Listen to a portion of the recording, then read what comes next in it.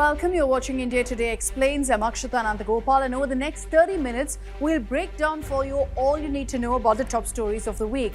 We'll explain the government's plan to replace MGNREGA, the Mahatma Gandhi NREGA, with the new Vixit Bharat Guarantee bill. What's changing and why has it stirred political debate? We'll also tell you why the Indian rupee has slid past 90 rupees per dollar, making it the weakest Asian currency in 2025. And what's driving this despite strong GDP growth? There was a temporary respite for Sonia and Rahul Gandhi in the National Herald case after a Delhi court refused to take cognizance of the ED's complaint. We'll break down the long-running case, the allegations, and what happens next. We'll also on the show take you through the mass shooting at Sydney's Bondi beach, why it was such a rare act of violence in Australia, and how its strict gun laws have shaped responses to such incidents. And finally, my colleague Sandeep Unithan will be joining us on the show to explain what exactly the US's plan for unsinkable aircraft carrier in Asia actually is. Lots lined up. Let's get started. One of India's most significant social welfare laws over the last 2 decades has been the Mahatma Gandhi National Rural Employment Guarantee Act, what you know as MGNREGA. Now, the Indian government has introduced a new legislative framework. It's called the Vixit Bharat Guarantee for Rozgar and Ajivika Mission Grameen Bill 2025, which again you've heard as VBG Bill. This is to replace the existing MGNREGA law. So what exactly was Mahatma Gandhi NREGA? Enacted in 2005, it was a rights-based law guaranteeing at least 100 days of paid unskilled work per financial year to rural households whose adult members volunteer for such work. The Act established a legal entitlement. Citizens could demand work and the government was obligated to provide it. Failure to do so triggered unemployment allowance provisions. MGNREGA aimed to enhance livelihood security and contribute to rural infrastructure and importantly, asset creation. Now, Prime Minister Narendra Modi has long been critical of MGNREGA, describing it in the past as a symbol of policy failure and arguing that it entrenched poverty instead of creating sustainable livelihoods. He's consistently maintained that welfare programs should prioritize permanent livelihood creation over short-term wage support. At the same time, MGNREGA spending expanded significantly under the Modi government, particularly during periods of economic stress such as the COVID pandemic, when allocations were increased to provide income support to millions of rural households. So now let's talk about the change. What is the VBG bill? This bill is a proposed statute that seeks to replace MGNREGA with a reformed rural employment and development framework. It was tabled in the Lok Sabha. It's become a central part of the government's plan to modernize rural job provision and link it more closely with broader development goals. So here are the key differences between the existing MGNREGA framework and the new VBG bill. First is on guaranteed work days. MGNREGA guarantees 100 days of wage employment per rural household annually. Now, the VBG bill proposes to raise this entitlement to 125 days per financial year. And then there's funding pattern. Under MGNREGA's unskilled wage costs were borne entirely by the centre. Now, the new bill introduces cost sharing with states. So we're talking about a 60-40 split for most states and 90-10 for select Northeast and Himalayan states and some union territories. That's another change. Now, budgeting framework. MGNREGA followed an open-ended, demand-driven model with funding linked to actual demand for work. VBG replaces this with what's referred to as a normative allocation system, under which the centre fixes annual state-wise allocation. Any excess spending would be the responsibility of the state, so expenditure is capped. The other big difference is on seasonal pause. MGNREGA allowed work throughout the year. The new framework permits states to pause employment for up to 60 days during peak agricultural seasons such as sowing and harvesting. Now, on wage payments, MGNREGA mandated wage payments within 15 days with compensation for delays. The VBG bill proposes weekly or fortnightly wage payments while retaining existing notified wage rates. So what's prompted this change? According to the government, the VBG bill is part of an effort to modernize rural employment law and align it with long-term goals like livelihood diversification, infrastructure development, and broader rural productivity objectives. Supporters of the draft argue that raising the number of workdays and introducing structured planning mechanisms will strengthen outcomes. Now, this replacement has sparked debate across the political spectrum. Critics argue that shifting from a demand-based legal guarantee to a budgeted allocation model and introducing pauses during peak agricultural periods could weaken the enforceable right to work that was a hallmark of MGNREGA.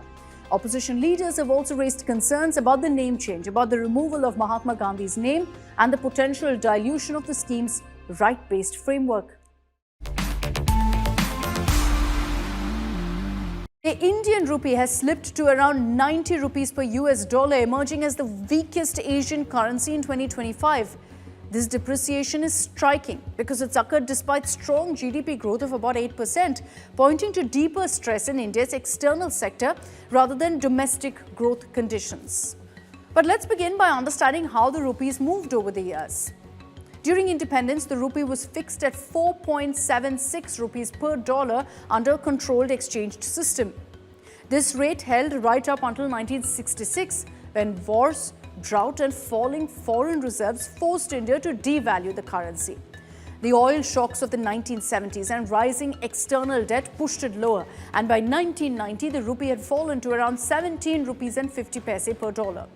The 1991 balance of payments crisis marked a turning point. India devalued the rupee and adopted economic liberalization, moving to a market-determined exchange rate by 1993. Now, while growth improved, the rupee continued to depreciate, touching about 43 rupees by the late 1990s. In the 2000s, strong IT exports and capital inflows offered temporary support, but dependence on oil imports kept the rupee volatile.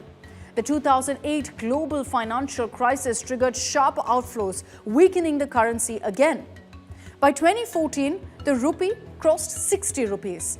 And over the past decade, it slipped from around 62 rupees to nearly 90 rupees per dollar, reflecting sustained external imbalances. So why is this happening? Why does the rupee keep losing value? Well, the rupee's decline is rooted in structural weaknesses. India runs a chronic trade deficit because it relies heavily on imports such as crude oil, gold, and electronics. This keeps demand for dollars high and widens the current account deficit, especially when oil prices rise. The pressure increases when capital inflows weaken. Now, foreign portfolio investors pull out money due to higher US returns, global risk aversion, and uncertainty over India-US trade ties. Global shocks, geopolitical tensions, energy price spikes all boosted the dollar's safe haven appeal. At the same time, the RBI's focus on growth through rate cuts with limited forex intervention has left the rupee more exposed to market forces. Now, other than these factors, the government is also attributing the rupee's collapse, yes, to Trump tariffs. US tariff hikes imposed in 2025 on Indian exports have worsened the sentiment. The higher duties affecting a large share of exports to the US reduced competitiveness. It dampened investor confidence and added pressure on the rupee. Though they're not the sole cause of the decline, they're definitely a factor. A falling rupee makes imports costlier, fuels inflation, and widens the trade deficit. It also raises debt servicing costs for companies and the government and increases the risk of further capital outflows. This makes the currency slide a real concern for the broader economy. This week, there was temporary respite for the Gandhis in the National Herald case as a Delhi court refused to take cognizance of the ED's complaint against Sonia Gandhi and Rahul Gandhi. The court said that the complaint was not based on an FIR and hence was non-maintainable. But the ED has said they will challenge the court order, maintaining it won't hamper their case. But let's tell you all about this case and what the charges are. Sonia Gandhi and Rahul Gandhi face charges of money laundering. This is in a 10-year-old case filed against them by the ED based on a complaint by Subramanian Swamy. It pertains to the sale of the National Herald newspaper to a company owned by the Gandhis. And the ED is currently probing the shareholding pattern, the financial transactions, and the role of party functionaries. So let's begin by telling you about National Herald. The National Herald was a newspaper that was founded by Jawaharlal Nehru along with other freedom fighters back in 1938. It was meant to voice the concerns of the Liberal Brigade in the Indian National Congress. Published by Associated Journals Limited or AJL, this newspaper became essentially a mouthpiece of the Congress party after independence. But in 2008, the paper closed down with a debt of over 90 crores. Now here's where it gets interesting. The AJL, as I mentioned, is Associated Journals Limited, got a loan of 90 crores from the Congress party. And this was a zero-interest loan repeatedly to revive the National Herald. Enter Young India Limited, a company that was set up in 2010 with Rahul Gandhi as a director. So while Rahul and his mother Sonia Gandhi hold 76% of the company's shares, the remaining 24% are held by Congress leaders Motilal Vora and Oscar Fernandez. So Young India bought National Herald from AGL, and it is this deal that's under the scanner. Why? Well, Young India Limited took over National Herald, which also meant assets worth a whopping 2,000 crore plus, and Young India Limited only curiously paid 50 lakhs to obtain the rights to recover 90.25 crores which AGL owed the Congress party. So essentially, if I were to simplify that, the loan given by Congress had been transferred to a company owned by the Gandhis. Public money converted to personal use. And that's why on 1st November 2012, Subramanian Swamy filed a private complaint in a court in Delhi alleging that both Sonia Gandhi and Rahul Gandhi have committed fraud and land grabbing worth 160 crores, referring to the assets of AGL. He claimed that through this fraud, they had got the publication rights of the National Herald along with real estate properties in Delhi and parts of Uttar Pradesh. 90 crore रुपए देने के इनको अधिकार नहीं है. Under the rules income tax law ये दे नहीं सकते. ये महाभ्रष्टाचार है. यहाँ शेयर होल्डर्स में 80% की देहांत हो चुकी है और कई कंपनीज हैं जो बंद हो गए हैं. On 7th December 2015, the Delhi High Court ordered Sonia Gandhi, Rahul Gandhi and 5 others to appear in person before the trial court on 9th December, which they ignored. The Gandhis didn't turn up, but a trial court then ordered them to appear in person on 19th December. Rahul and Sonia finally appeared in court and they were granted bail. Years later, in 2022, Rahul Gandhi and Sonia Gandhi were questioned for several days in the case. Rahul Gandhi was questioned for nearly 55 hours by the CBI and the ED over the alleged corruption and financial irregularities involving this newspaper. 100% political vendetta, pure political vendetta coming out of the PM office. This is what this is. This is their way of doing politics. Pure 100% vendetta. Full faith. I have full faith in the legal system of this country. The ED filed a charge sheet in this case months ago, but with the court now refusing to take cognizance of the complaint, we'll have to see how the case builds up going forward. The murder of at least 15 people at Sydney's Bondi beach by 2 gunmen was a rare occurrence in a country that's known for its strict gun laws. The incident, which police describe as a terrorist attack, was the worst mass shooting in Australia since 1996. But let's talk about what really happened in 1996 and how strict are Australia's gun laws. So in 1996, a gunman, Martin Bryant, shot and killed 35 people and injured nearly 24 others at Port Arthur, a tourist site in the southern island state of Tasmania. Bryant received 35 life sentences, but his motive for the shooting, which prompted a raft of new anti-gun legislation, was never made clear. 2 weeks after that shooting, the government, led by then Prime Minister John Howard of the Conservative Liberal National Coalition, launched the National Firearms Agreement, referred to as the NFA. It significantly tightened Australia's gun laws. Now, the new legislation was effectively an agreement drawn up between the Australian government and Australia's various states and territories, which adopted the new legislation by passing their own corresponding laws. Now, while specific laws do vary from state to state, they're all guided by the NFA and National Handgun Control Agreement measures. The legislation banned ownership of most automatic and semi-automatic rifles, required gun owners to register their firearms with the police and apply for licenses to own them. It also initiated a buyback program that removed some 650,000 assault weapons from public circulation.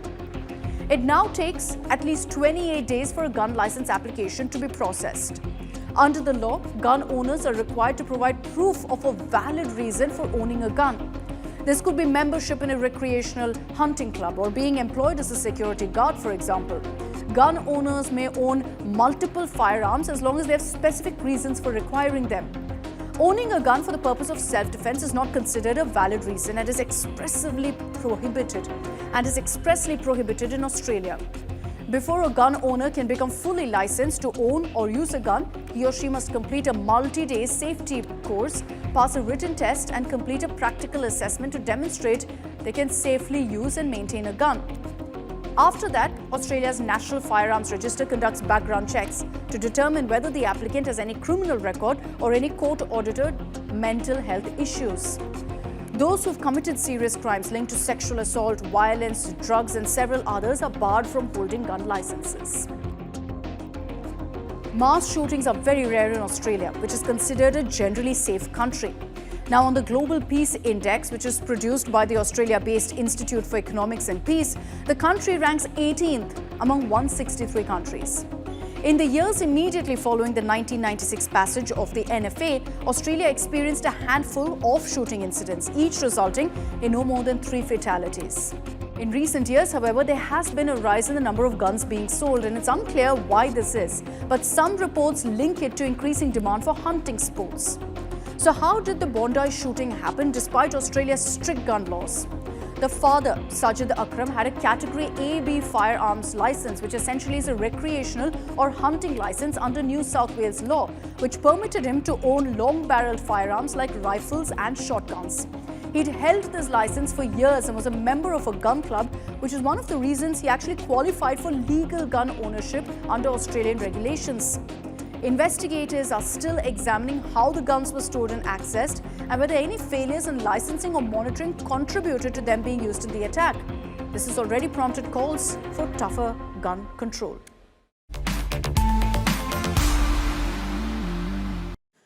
A leaked Pentagon report warns of US aircraft carrier becoming increasingly vulnerable to China's growing missile forces and low-cost drones.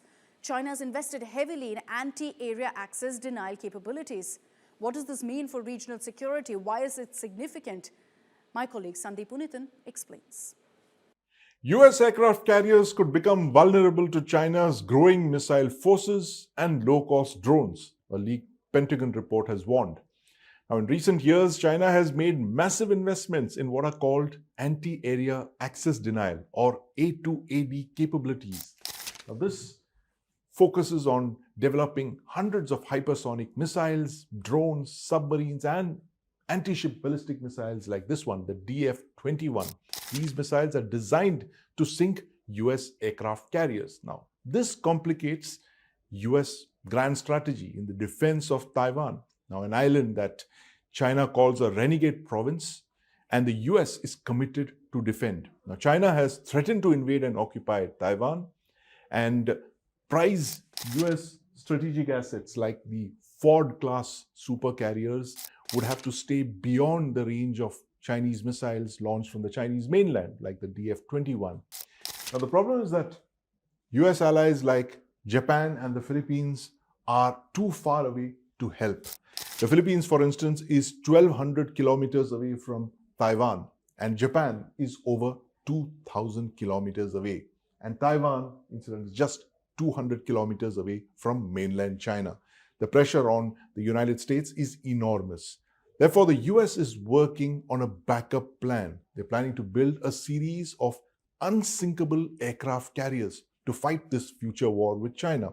Now, interestingly, this unsinkable aircraft carrier plan is a version of the island strategy that the US military adopted during the Second World War, like you see on this map here, where the US Navy and the Army bypassed Japan's heavily fortified islands and seized key ones here on the Indo-Pacific to launch airfields and bases from where they could strike at the Japanese homeland.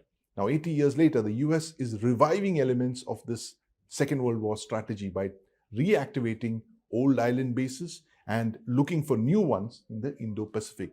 For instance, it has restored North field. That's a massive US Second World War airfield on Tinian in the North Mariana Islands here. And incidentally, this is from where the US launched B-29 bombers, including the ones that led the atomic strikes on Japan.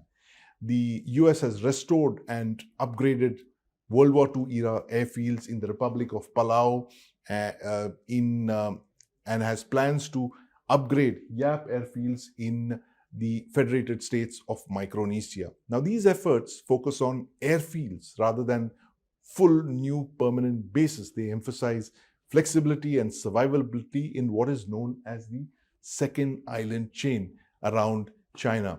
The US needs as many bases as it can get in the region where it can launch forces in the event of an invasion of Taiwan. Now, the US Marines, for instance, which are part of the US Navy, they have a strategy called the Expeditionary Advanced Base Operations, from where they will establish temporary bases on these islands. These islands would be equipped with air defense missiles, anti-ship missiles like the HIMARS and the Naval Strike Missiles, radars, for instance, and of course sensors. And this network of unsinkable aircraft carriers around the Indo-Pacific will work to deny China naval and air dominance. It would disrupt the PLA operations in the region and support allies like Taiwan or Japan without, of course, compromising US aircraft carriers, which are vulnerable in such an event of an invasion of Taiwan, for instance.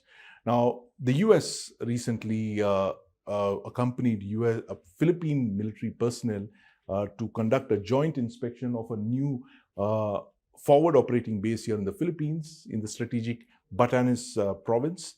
The US is also looking at operating from the Coco Islands here near the Malacca Straits. That's the Cocos Islands are owned by Australia, and they overlook the Malacca Straits that are a key maritime choke point through which over 80% of China's energy supplies pass through. Now, the US approach, going back to its old strategy of island bases, it hopes to deter Chinese aggression, specifically by raising the costs of China while preserving US intervention options. Now, this island posture, it's defensive in nature, but it enables offensive strikes if needed. That's all we have time for in this edition of India Today Explains. Thanks very much for tuning in. I'll see you same time next week.